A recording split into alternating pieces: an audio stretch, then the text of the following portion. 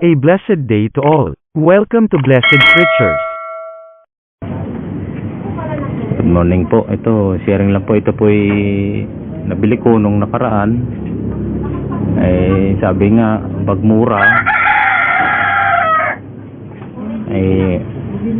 may chance na mayroong issue. Ayan, di ko po napansin kasi nung binili ko, wala pang gaano ito. May manggi pala. Kaya doble ang ginawa ko, pinainom ko na ng powder na hinalo sa tubig, yung ivermectin yan. At wala kung kung ano ng resulta.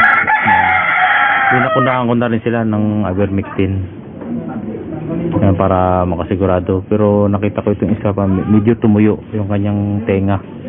Ito mo, pingas yung tenga. Sana makasurvive.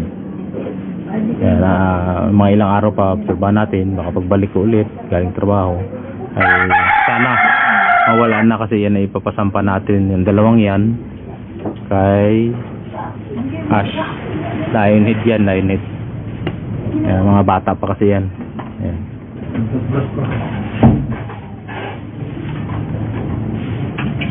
After treatment. Magandang araw ulit mga kasama.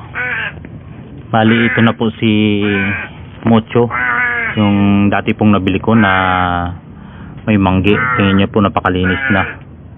Yan, gwapo na po niyan. Yan, napakalinis na po niyan. Wala na po siyang galis. At si Axe naman po ay ito. Yan. Oh, yan. Malinis na rin po yan. Saka gwapo na, tingnan nyo. May bangs pa yan. Oh. Ito yung bibig niya, wala nang sugat, pati yung mga paa malinis na. Bali po, ito si Axe at ito si Mocho. Bali po, yan po yung nabili ko na may manggi dati na medyo malala, pero nakuha po rin natin isang inject lang po ng ivermectin yan. Yan po. Ivermectin lang po ang solusyon sa sa mga manggi. Bali, ininject ko po sila ng ivermectin kasi hindi na po kaya nung yung langis ng nyug. Sinubukan ko rin, kaya parang medyo malala na, kaya nag-inject na po ako ng ivermectin. Bali po, ang pag-i-inject ay sa balat lang po, dito sa likod. Yan, dito, yan. Dito lang po sa ibabaw ng kanyang balat, dito lang po. Yan, dito. Hawakan nyo lang po yan, yung hindi po tatamaan yung buto. Pagitan lang po ng balat at buto. Yan po, napakalinis ng dalawa. Gwapong-gwapo pa. Bali po, ngayon lang natin na ilabas yung video nung paggamot natin kay Axe at saka kay Mocho.